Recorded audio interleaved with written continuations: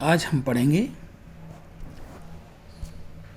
रीति सिद्ध कवि बिहारी और उनकी सतसई।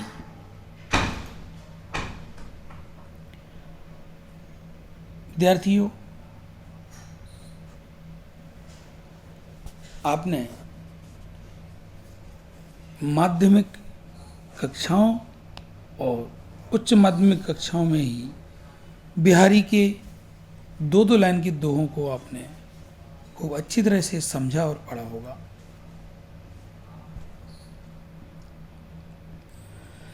आज हम कुछ भागों में, कुछ पार्ट में बिहारी के बारे में बात करेंगे। पहला बिंदु उनका है जीवन वृत्त।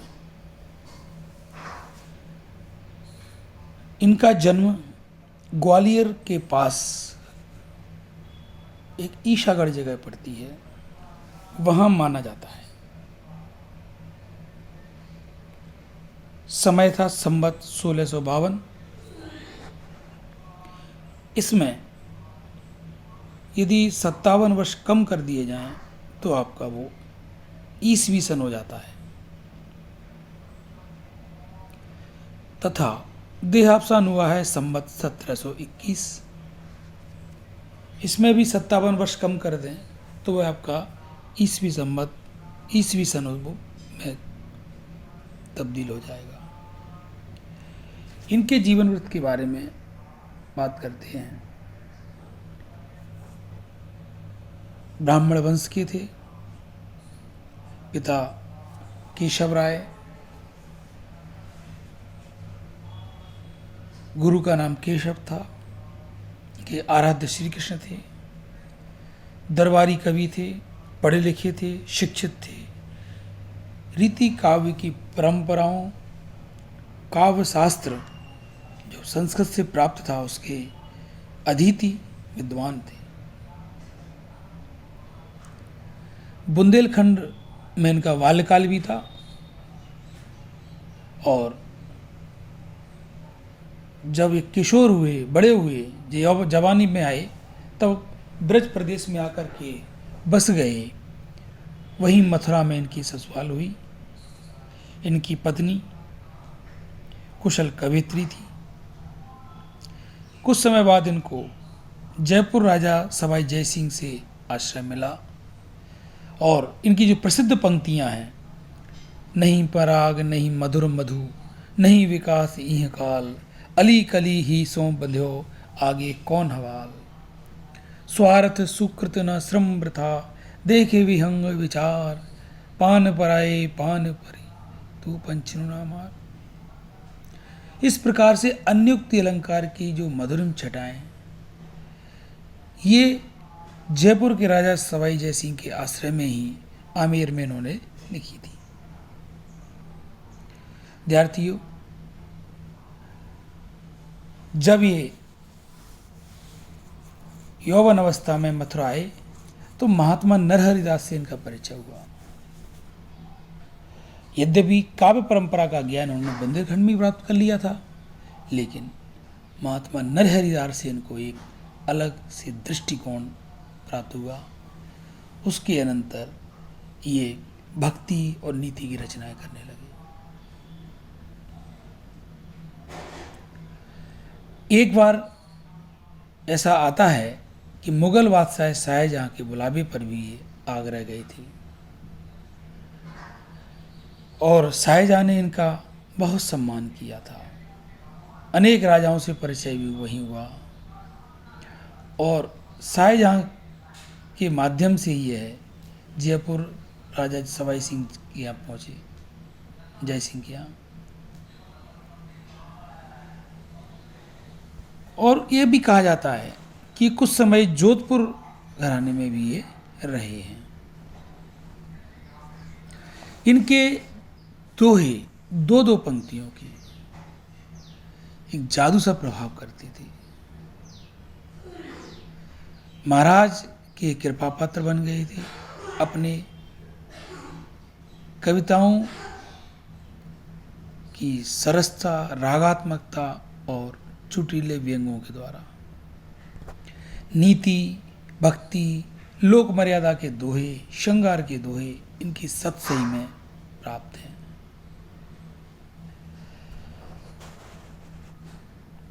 इसकी 700 दोहों की सतसई पर संस्कृत एवं प्राकृत की सतसई परंपरा का प्रभाव है। गाथा सप्तशती जो हाल कवि की है, प्राकृत भाषा की है, गाहा सप्तशती, उसका प्रभाव अत्यधिक है।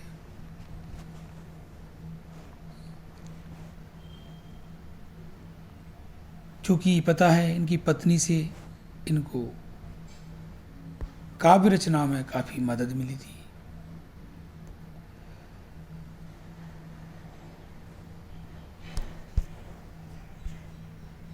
और भी जीवन की कुछ बातें हैं जो ज़्यादा महत्वपूर्ण नहीं हैं, हमें जीवन वृत्त को इतना ही कहेंगे। अब इसके बाद दूसरा बिंदु आता है कृतित्व। ये तो आपको पता ही है कि संस्कृत और प्राकृत के गहन विद्वान होने के साथ साथ ही काव्यशास्त्र की परंपरा का भी इनको पूरा ज्ञान था, लेकिन उसका इन्होंने अनुकरण नहीं किया। ये बंदी बंधाई परपाटी से नहीं चले, क्योंकि जो उन्होंने दो दो लाइन की दोहे लिखी, एक ही इनकी रचना एकमात्र है, उसमें सारी रीति की परंपराएं सिद्ध हो गई हैं, इसलिए इनको रीति सिद्ध कवि कहा जाता है। और हाल कवि की गाहा सतसई का इनके पर अत्यधिक प्रभाव है। और ये तो पता ही है आपको, नीति और भक्ति महात्मा नरहरि दास से भेंट के पश्चात इनके मन मस्तिष्क पर छा गई। ऐसा भी प्रतीत होता है कि इन कालों में संभवतः पत्नी से इनका वियोग या बिछोह हो गया हो। अब इनकी रचनाओं में नारी सौंदर्य का चित्रण, नारी के अंग अंग की छवि उतारने का कौशल, मादकता, कोमलता, सरसता और विरह पक्ष से अतिशयोक्तिपूर्ण ऊहात्मक वर्णन बिहारी की तुलना में आज तक शायद कोई कभी नहीं कर पाया। भाषा की समाज शक्ति, कल्पना की समाहार शक्ति में बिहारी बेजोड़ हैं। इनकी समस्त दोहे एक मुक्तक के रूप में हैं, जिनकी प्रशंसा विभिन्न आलोचकों ने समय समय पर की है। आचार्य रामचंद्र शुक्ल तो इनके मुरीद हैं। कहते हैं, मुक्तक कविता में जो गुण होना चाहिए वह बिहारी में चरम उत्कर्ष तक पहुंचा है, इसमें कोई संदेह नहीं। यद्यपि कुछ गुण के साथ दोष भी विद्यमान है, लेकिन इस शोध का विषय है। आपके लिए तो इतना ही जानना चाहिए कि रीति सिद्ध काव्यधारा के कवि बिहारी ने दोहे जैसे छोटे छंद को अपने भावों की अभिव्यक्ति के लिए माध्यम बनाकर असाधारण काव्य प्रतिभा का परिचय दिया है। इनकी एकमात्र कृति बिहारी सतसई इनकी अक्षय कीर्ति के लिए पर्याप्त है।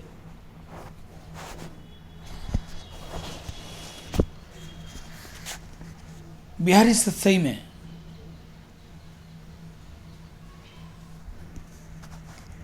मुख्यतः नायक नायिका के प्रेम व श्रृंगार की व्यंजना को इन्होंने लक्ष्य बनाया। रस की व्यंजना बेजोड़ है। प्रेम के क्षेत्र में आलम्बन के सौंदर्य की झलक, उनकी एक चेष्टा या आश्रय की कोई मनोदशा, उनकी एक उक्ति, इनमें से किसी एक के चित्रण से ही पाठक के हृदय को आलोकित कर देती है।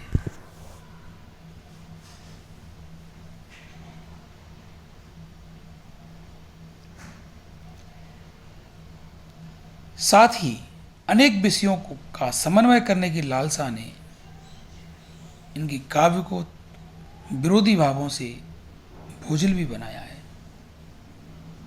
ज्योतिष की बात करते हैं, नक्षत्रों की गणना की बात करते हैं, लेकिन ऐसे स्थल बहुत कम हैं जहां पर इनकी रचनाएं शिथिल नजर आती हैं।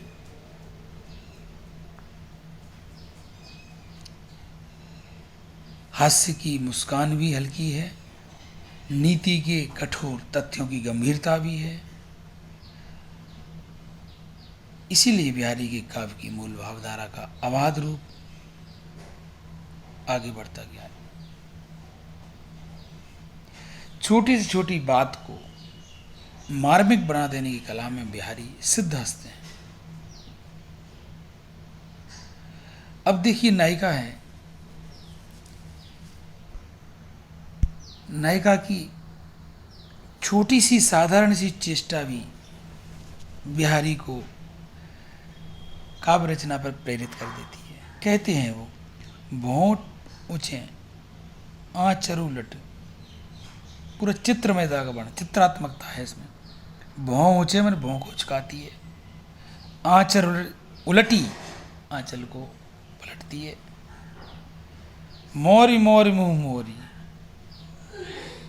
मोर में धीरे धीरे बड़ी शरारत से मुंह को मरोड़ती है। नीठी नीठी भीतर गई, दीठी दीठी समझोरी। नीठी नीठी माने इठलाते हुए, बल खाते हुए भीतर गई।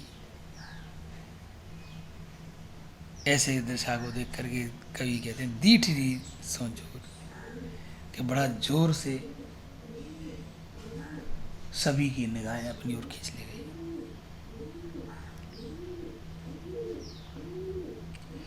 और भी छोटे छोटे अंश हैं। गदराने तन गोरटी ऐपण आर लार, हूठ्यो देठ लाए द्रग करे गंवार सुमार। ये गंवार स्त्री है, गदराए तन की है, गोरटी माने गोरी है। ऐपन आड़ा, माथे पे आड़ा तिलक लगा हुआ है। और हुठ्यो माने कमर को इठला करके चलती है, आंखों को मटकाती है, इशारे करती है। कभी बिहारी कहते हैं करे गंवार। ये गंवार अनपढ़ है ना, गांव की गोरी एक अचूक बार करती है जो सामने लगा हो जाता है। इस प्रकार से अनेक स्थल हैं। भाषा की समाशक्ति के बारे में भी आपको एक उदाहरण बता देता हूँ। दृघ उर्जत टूटत कुटुम्ब जुरत चतुर्चित। दृघ उर्जत टूटत कुटुम्ब जुरत चतुर्चित प्रीति।